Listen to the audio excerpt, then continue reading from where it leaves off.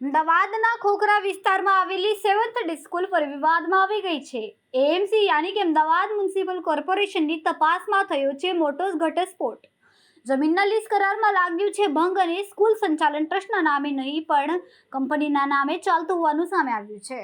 ભાજપના ખોખરા વોર્ડના કોર્પોરેટર કમલેશ પટેલ દ્વારા માહિતી માંગવામાં આવી હતી, જેના જવાબમાં એએમસીએ કબૂલ્યું છે કે સ્કૂલ સંચાલકે પ્લાન પાસ કરાવ્યા વિના ગેરકાયદેસર બાંધકામ કર્યું છે. લીઝ કરાર મુજબ જે શરતો હતી તેનું ઉલ્લંઘન કર્યું છે. એટલું જ નહીં, એજ્યુકેશન ટ્રસ્ટના બદલે એક ખાનગી કંપનીના નામે સ્કૂલ ચાલી રહી હોવાનું પણ તપાસમાં ખુલ્યું છે. અને સૌથી મોટું કારણ ચિંતાનું, બાંધકામ માટે એએમસીમાં કોઈ પ્લાન મંજૂર કરાવ્યા વગર સીધું ઇમ્પેક્ટ ફી ભરવામાં આવ્યું છે.